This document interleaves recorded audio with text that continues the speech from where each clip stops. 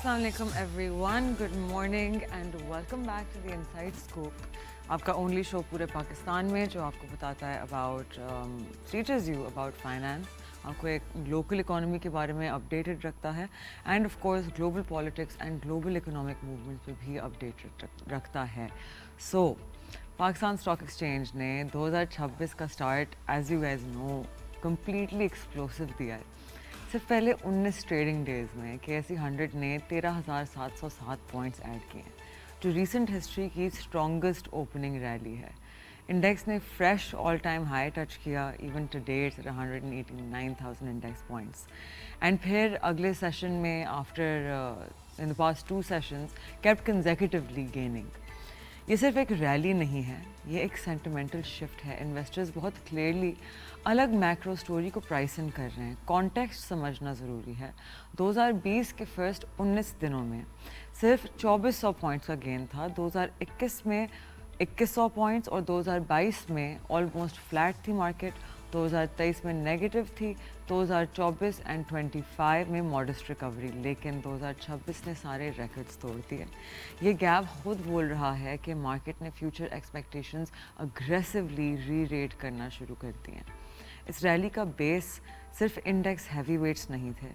Mid cap stocks ने ज़्यादा lead की, जो नॉर्मली अर्ली साइकिल ऑप्टिमिज्म का साइन होता है. मार्केट को सपोर्ट मिली एक्सपेक्टेशन से कि इंटरेस्ट रेट्स आगे चल के कट हो सकते हैं. करंट अकाउंट डेफिसिट मैनेजेबल है एंड फाइनेंशियल कंडीशंस थोड़ी सॉफ्ट हो सकती हैं.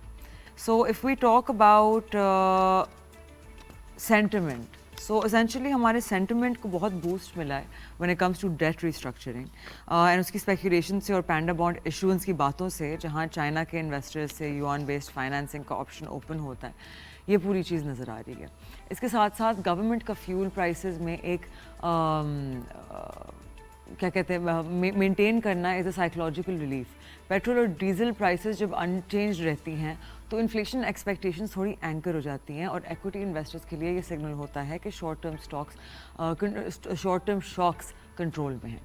बाहर की तरफ अगर हम देखें तो मिडिल ईस्ट में US ईरान टेंशन्स थोड़ी कूल डाउन हुई जब वाशिंगटन ने कुछ मिलिट्री पर्सनल विड्रॉ किए. ग्लोबल रिस्क सेंटिमेंट के लिए ये भी एक पॉजिटिव था. अब थोड़ा हार्ड रियलिटी पे अगर हम आएँ तो क्योंकि सिर्फ मार्केट का मतलब इंक्रीज़ होना कहानी का एक हिस्सा होता है. फॉरेन इन्वेस्टर्स ने फिस्कल ईयर 26 के फर्स्ट हाफ में प्रॉफिट्स और डिविडेंड्स की रिपेट्रिएशन 27% बढ़ा दी. जुलाई से दिसंबर तक अराउंड $1.56 बिलियन पाकिस्तान से बाहर गए, जो लास्ट ईयर के मुकाबले में $333 मिलियन ज़्यादा हैं. इसका मतलब ये है कि फॉरेन कंपनीज़ की प्रॉफिटेबिलिटी इम्प्रूव हुई है और फॉरेक्स ट्रांसफ़र प्रोसेस भी रिलेटिवली मज़ीद स्मूथ रहा. लेकिन इसका दूसरा एंगल है कि जितना ज़्यादा प्रॉफिट बाहर जाता है उतना ही प्रेशर बैलेंस ऑफ पेमेंट्स पे आता है.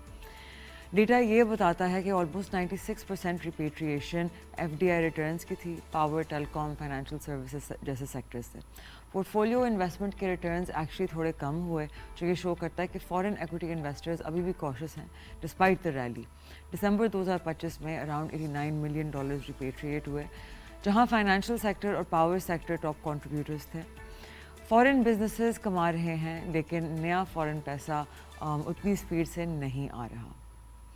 यहीं पर मैक्रो पॉलिसी डिबेट शुरू होती है. Deputy prime minister and former finance minister Ishaq Dar ने ओपनली कहा है IMF का $7 अरब का extended fund facility programme widely perceived है as anti growth and honestly numbers भी यही सजेस्ट करते हैं. अगर ग्रोथ 2.6 हो और पॉपुलेशन ग्रोथ 2.55% हो तो पर कैपिटा टर्म्स में आप ज़ीरो पे ग्रो कर रहे हैं almost.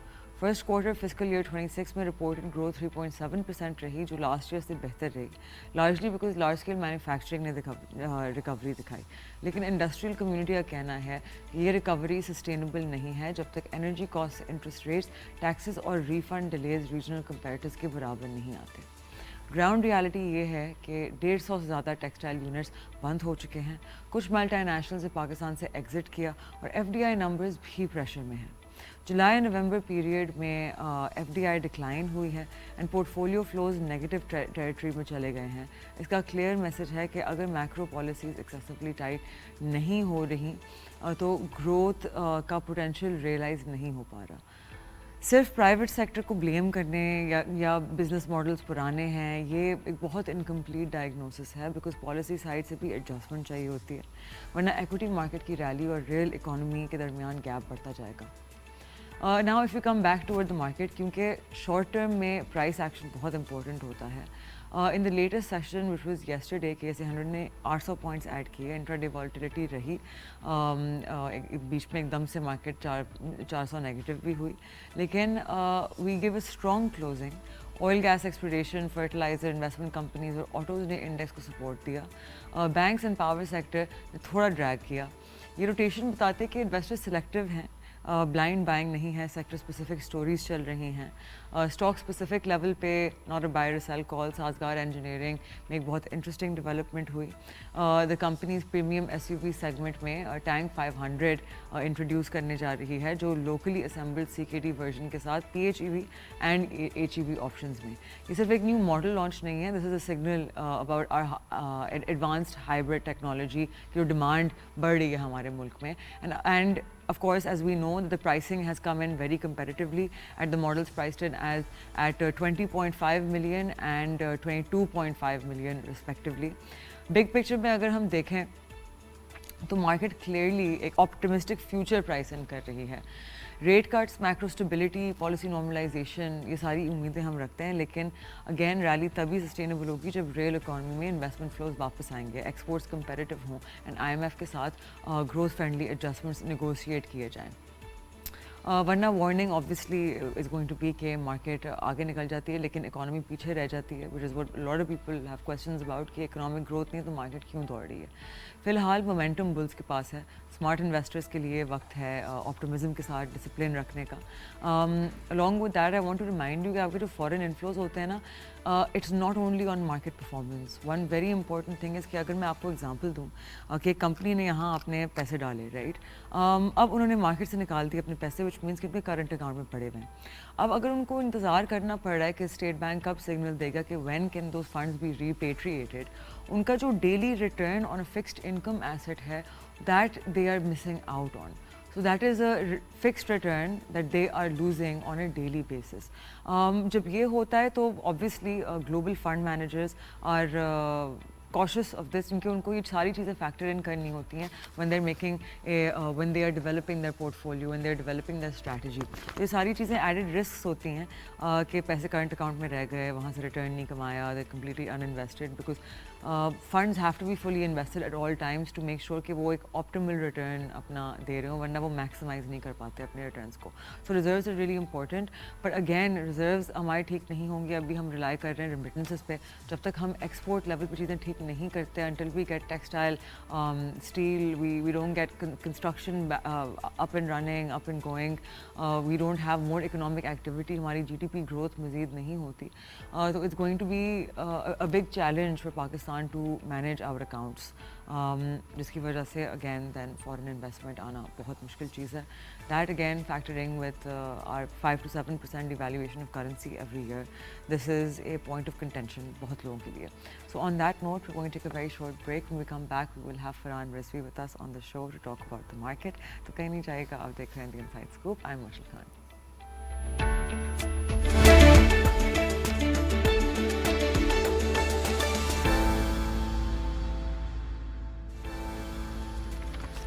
Assalamu alaikum everyone, welcome back. आप देख रहे हैं The Inside Scoop. Break पे जाने से पहले I'll let you know that we're going to have a very special guest with us. We have not only one of the leaders of the capital markets, someone जिनका ना सिर्फ इतने सालों का एक्सपीरियंस है मार्केट में, लेकिन कोई भी चीज़ होती है जो मुझे नहीं समझ आ रही, मैं इनको फ़ोन करके पूछ लेती हूँ कि इसमें हो क्या रहा है। हमारे साथ आज मौजूद हैं JS Global से Farhan Rizvi. Thank you so much for being with us once again. Thank you so much. Thank you. So Farhan, मतलब इस महीने में महीना ख़त्म भी नहीं हुआ है एंड 13,000 पॉइंट्स प्लस, एक्चुअली 814 हो गई। Where do you think the market is going? मतलब हिस्टोरिकली हमारा जनवरी कभी इतना बुलिश नहीं रहा, यूजुअली 1 जन बुलिश रहता है, लेकिन उसके बाद आपकी मार्केट एक कंसोलिडेशन में आ जाती है, लोग अपनी चीज़ें कर रहे होते हैं, बट दिस ईयर मार्केट रुकी ही नहीं जनवरी में। आई थिंक दो मेन फैक्टर्स हैं। उस एक तो ये कि लोग पीपल आर एक्सपेक्टिंग कि this year banking sector will pay more dividend, क्योंकि ईयर एंड है, दिसंबर है, ज़ाहिरन वो एक बड़ा वेटेज रखता है इंडेक्स में, तो उनकी रैली है तो वो इंडेक्स को एक कर रहे हैं। सेकेंडली हमने एक बड़ी रैली देखी ऑयल एंड गैस सेक्टर में। रीज़न बिहाइंड के पीपल आर एंटिसिपेटिंग कि इसके अंदर down the road mining factor ज़्यादा आ जाएगा। अभी तो हम पूरे हाइड्रोकार्बन के भी पोटेंशियल पे नहीं पहुँचे। ज़ाहिरन अभी आप देखें पिछले दिनों में कि हमने बैक टू बैक बहुत ज़्यादा हाइड्रोकार्बन डिस्कवरीज देखी हैं। पीपीएल भी देता है, ओजीडीसी भी देता है। और रीज़न ये है कि पहले कैश साइकिल चोक होती थी तो they won't go for discoveries, they won't go for drilling. तो हमने देखा इनमें एक पोटेंशियल बहुत ज़्यादा आ रहा है, तो इनकी एक परफॉर्मेंस थी। सेकेंडली क्योंकि पीपल आर एंटिसिपेटिंग के इंटरेस्ट रेट शायद 50 से 100 बेसिस पॉइंट हम एक डिक्लाइन देख लेंगे यहाँ पे इस मॉनेटरी पॉलिसी में, वो दैट वुड इम्पैक्ट ज़ाहिरन डिविडेंड यील्ड को मैच कर रहे हैं लोग उसके साथ, तो वो डिविडेंड यील्डिंग स्टॉक्स को भी पिक कर रहे हैं लोग, तो मार्केट में इसलिए एक रैली देख रहे हैं। सेकेंडली मुझे जो सबसे इम्पॉर्टेंट चीज़ लगती है, जिस तरह कि आप मैक्रो रिवाइवल्स देख रहे हैं, सिक्रिकल सेक्टर अभी तक अपने पोटेंशियल पे ट्रेड नहीं कर रहा, though we are talking about के it's at all time high और चीज़ें, but previously they used to trade 8 और 9 के मल्टीपल पे।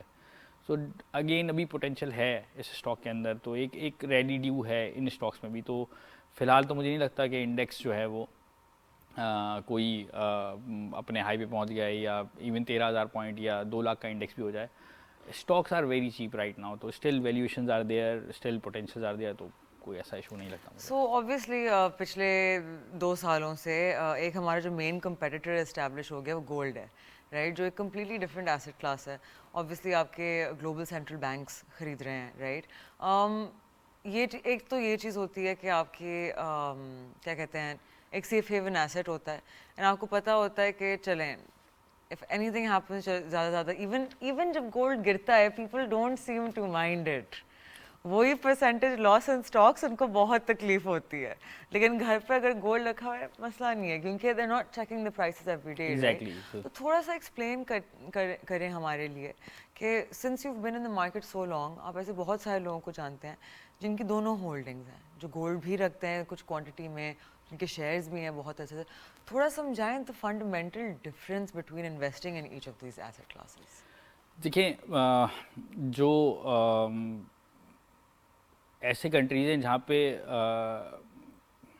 मीडियोकर ज़्यादा रहते हैं, या आप कहते हैं मिडिल क्लास तबका जो बहुत ज़्यादा रहता है, हमने देखा खास तौर पर साउथ ईस्ट एशियन कंट्री जहाँ पर कैपिटा इनकम कम होती है, वहाँ पर लोगों को लगता है कि यार ये जो गोल्ड की इनकम है वो सेफ इनकम है। वो अब आपके दादा आपके परदादा से वो जो गोल्ड चला हुआ आ रहा है वो कंटिन्यूएशन में है आपके साथ, and you are adding more, but वो एक्चुअली कभी भी हमने ऐसे मौके पे लिक्विडेट होने नहीं देखा कि आपको अपनी वेल्थ क्रिएशन में जा रहा है, वो जनरेशन में ट्रांसफ़र हो रहा है। So generation to generation transfer हुआ है, मैंने कभी उसको वेल्थ में वैल्यू एडिशन होते हुए नहीं देखा। ये जो लोग समझते हैं कि हमने 2014, 15, इवन 12 में भी गोल्ड की प्राइजेस जो हैं वो जब कंसोलिडेशन में थी और 52,000 और 53,000 पर तोला प्राइस चलती थी, तब भी लोगों को लगता था कि अगर प्राइस डिक्लाइन भी हो गई है तो उसको मॉनिटर नहीं करते थे, बिकॉज मॉनिटरिंग टूल नहीं अवेलेबल है।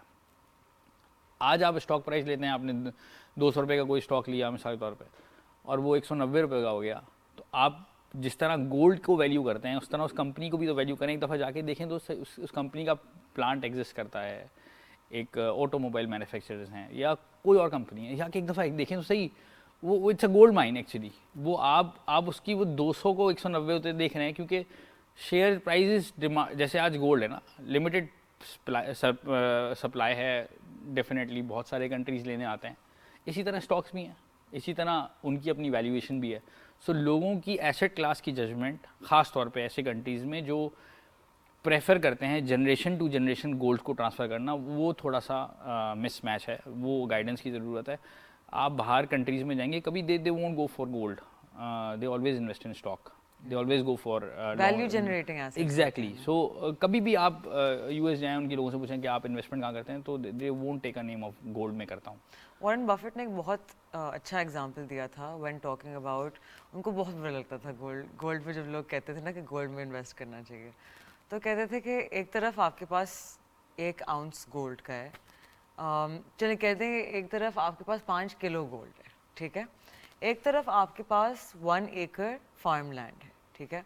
अब उस फार्म लैंड पे आपने क्रॉप्स उगाए, आपने उनकी यील्ड निकाली, आपने उनको बेचा, आपने उन पैसों से मज़ीद लैंड ख़रीदा, आपने मज़ीद क्रॉप्स, तो वो एक कॉम्पाउंड। लेकिन वो गोल्ड जो आपने रखा हुआ था, प्राइस तो उसकी इंक्रीज़ हो गई, लेकिन आपके पास है 5 kg gold compared to the farmland that you kept increasing. This is not a real estate argument, by the way.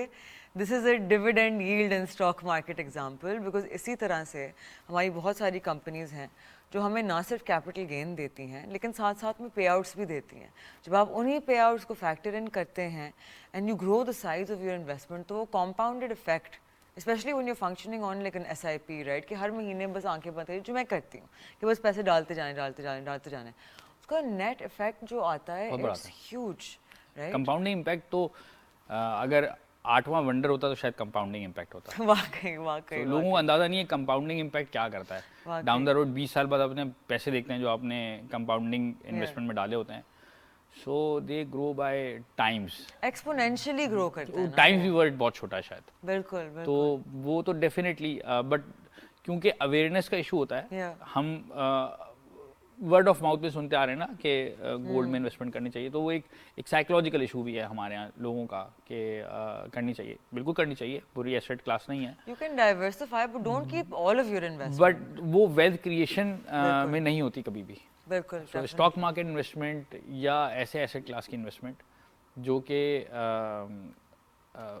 लोगों के पास ज़्यादा अटैचमेंट भी रखती हो, यानी रियल फील देती हो। आपने आज गाड़ी खरीदी है, उसका स्टॉक भी खरीदेंगे, यू फील लाइक यार ये गाड़ी अच्छी है, इसका स्टॉक भी खरीदेंगे क्योंकि गाड़ी और बिकेगी, स्टॉक भी बहुत चल जाएगा। So this is how stock market works, it's connected to your real life. वो लोगों का थोड़ा मिसिंग लिंक है और ज़्यादातर इस रीजन में है ये वाला इशू हम देखते हैं। लिटरेसी रेट्स लो हैं, लिटरेसी रेट कह लें, या उनको कभी एसेट क्लास के बारे में समझाया भी नहीं गया ना कि यार शायद बहुत लिटरेट लोग भी थे, बट मैंने देखा कि उनका शायद स्टॉक मार्केट में आज हम बहुत सारे बैंकर्स को भी देखें, यानी जो फाइनेंशियल इंस्टीट्यूशन से वाबस्ता हैं, they won't even don't prefer to stock invest in stock market. Actually, when I was at my previous company, तो हमारा जो बैंक था पेरेंट कंपनी, उस पे एक शख्स काम करते थे and he came to me and he was like you know आप फंड्स में काम करते हैं तो मुझे बताएं which fund should I invest इन।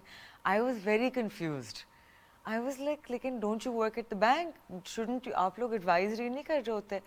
हाँ लेकिन हमें इतना पता नहीं होता, हमें बस हाई रिस्क और लो रिस्क का पता होता है।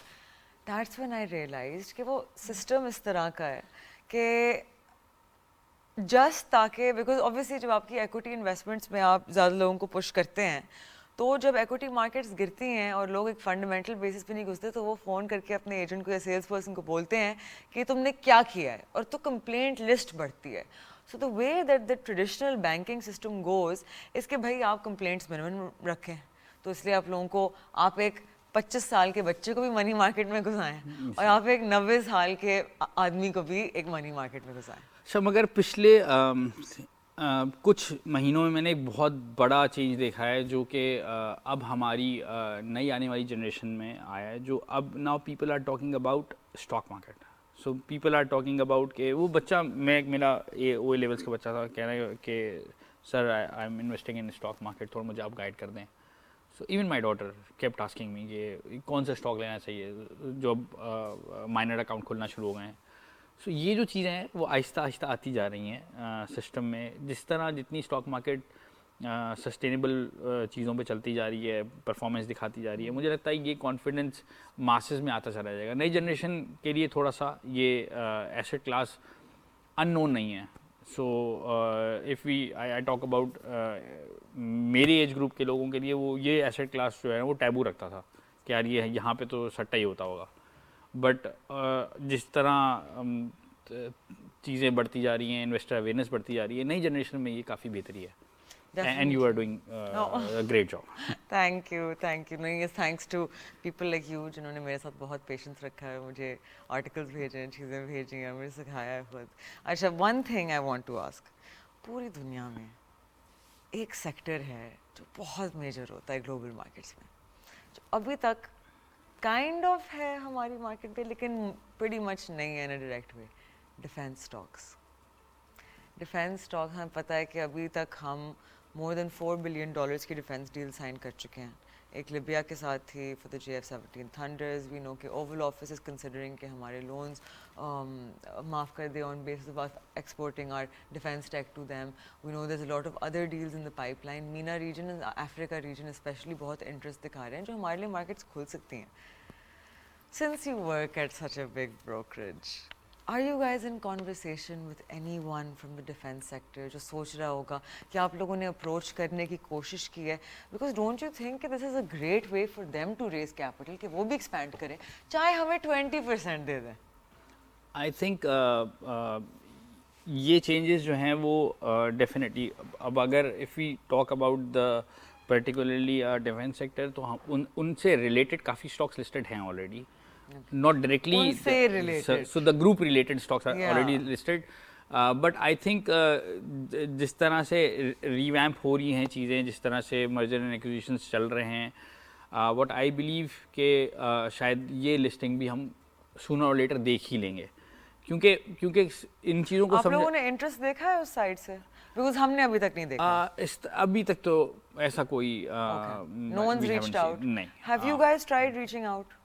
नहीं, दोनों साइड से जो है वो नहीं है. आई थिंक डेडलॉक कॉन्वर्सेशन ही नहीं है. कॉन्वर्सेशन ही नहीं है, but yes I think potential बहुत है, और जिस तरह से पाकिस्तान आज रीजनल अगर हम देखें जिस तरह से स्टैंड कर रहा है, वो और पाकिस्तान की पोजीशन को देखते हुए व्हाट आई बिलीव कि डिफेंस की डील्स पाकिस्तान को अफ्रीकन कंट्रीज से, मिडल ईस्ट से और बहुत सारे एरियाज ऐसे हैं जहाँ से पाकिस्तान बहुत पोटेंशियल रखता है कि अपनी डिफेंस डील को क्रैक कर सकता है. डेफिनेटली. सो वो ये अगर पब्लिक सेक्टर में अगर डेफिनेटली वो तो एक बहुत ही बड़े री-रेटिंग होगी. 50x over subscribed IPO.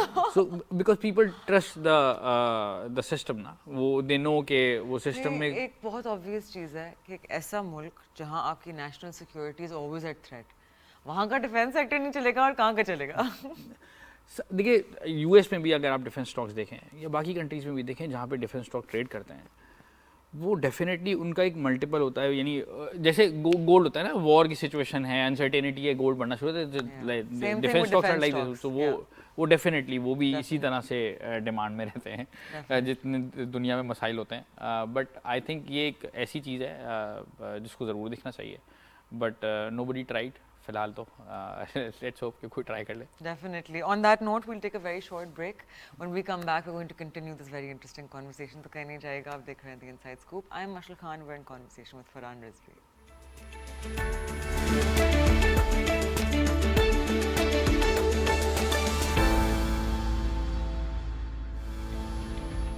Welcome back. आप देख रहे हैं The Inside Scoop. We are in conversation with Mr. Farhan Rizvi from JS Global, the country head of sales.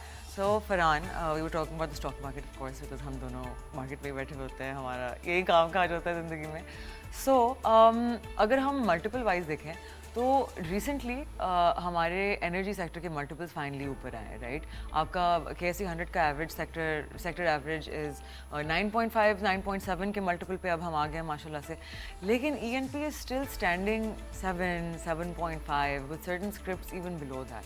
तो थोड़ा समझाएं कि आप हम जब एनर्जी की बात करते हैं, मैन एनर्जी स्टॉक्स, इसमें ENP, oil and gas marketing, distributors, सारी ये कंपनीज आ रहती हैं, इनको लोअर मल्टीपल क्यों अवॉर्ड होता है?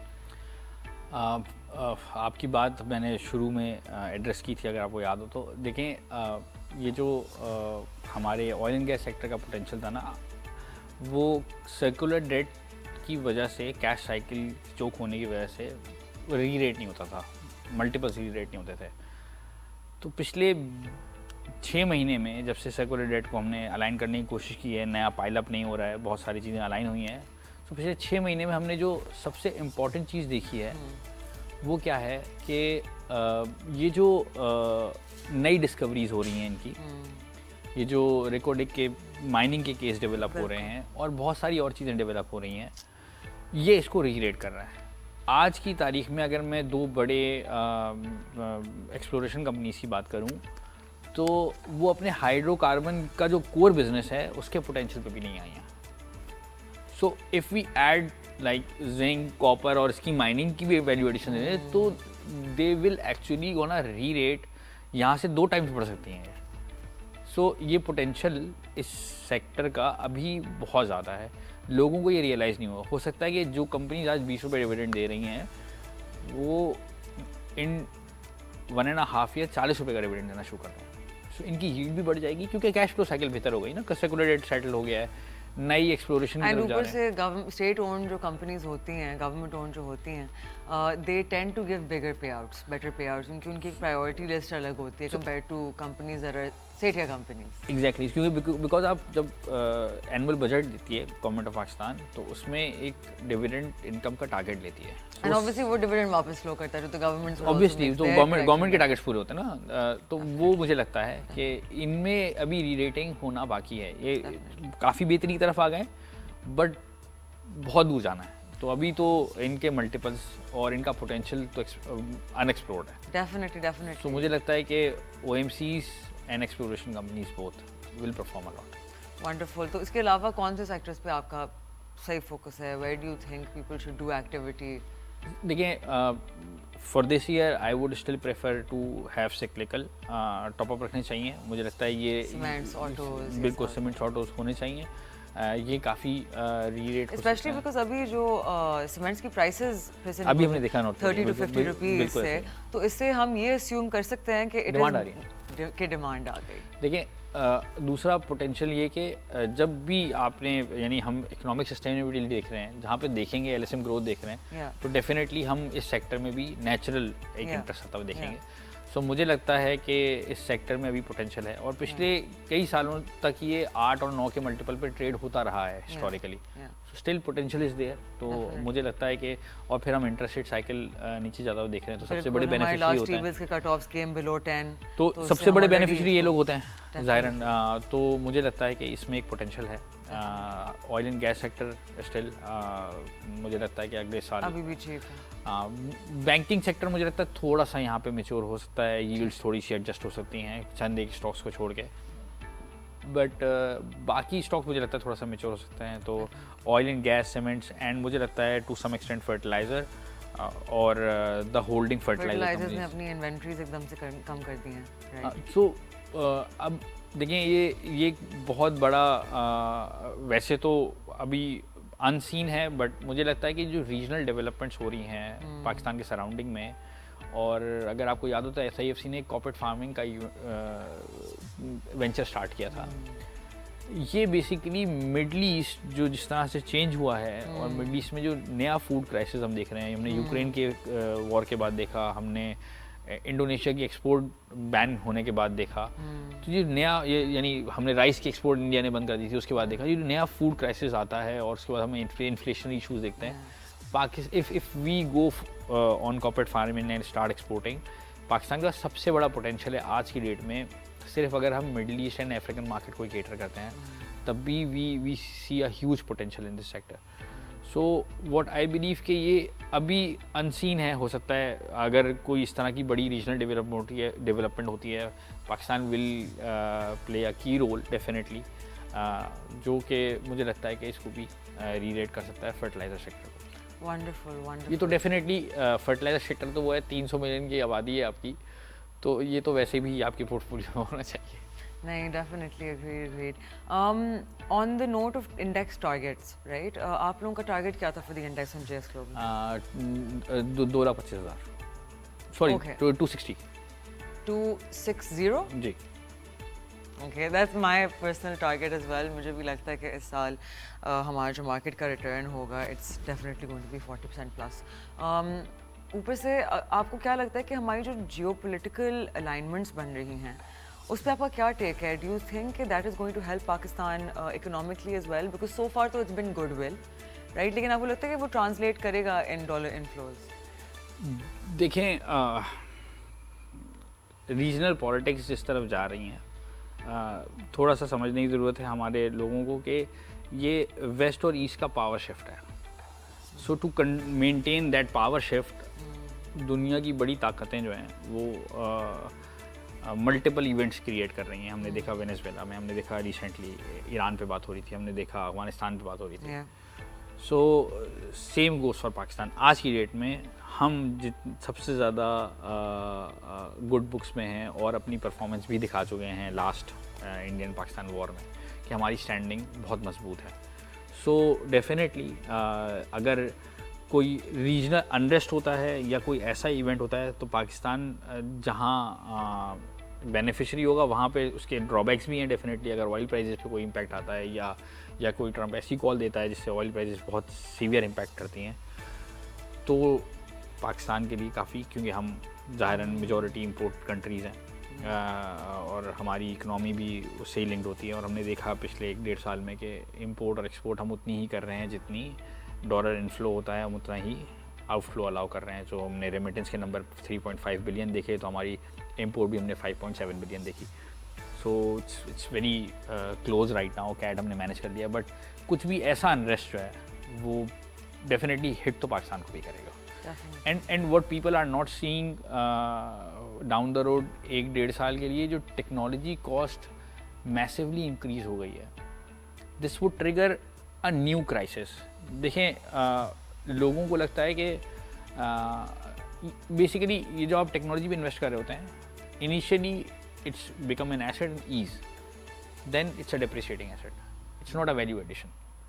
सो वो जो केपेक्स बढ़ता जा रहा है ऑन दैट पर्टिकुलर सेक्टर, उस पर रिटर्न नहीं आ रहा उस हिसाब से, this would hit a lot. यानी आज हम AI की वजह से रैम की प्राइसेस देख रहे हैं मैसिवली बढ़ गई हैं, टेक्नोलॉजी की इम्प्लीमेंटेशन देखते हैं, सर्वर्स की मैनेजमेंट देखते हैं, वो इन डॉलर टर्म्स बढ़ती है तो वो डेफिनेटली बहुत बड़ा हिट लेती है। यानी US itself had to spend $2.1 trillion on technology.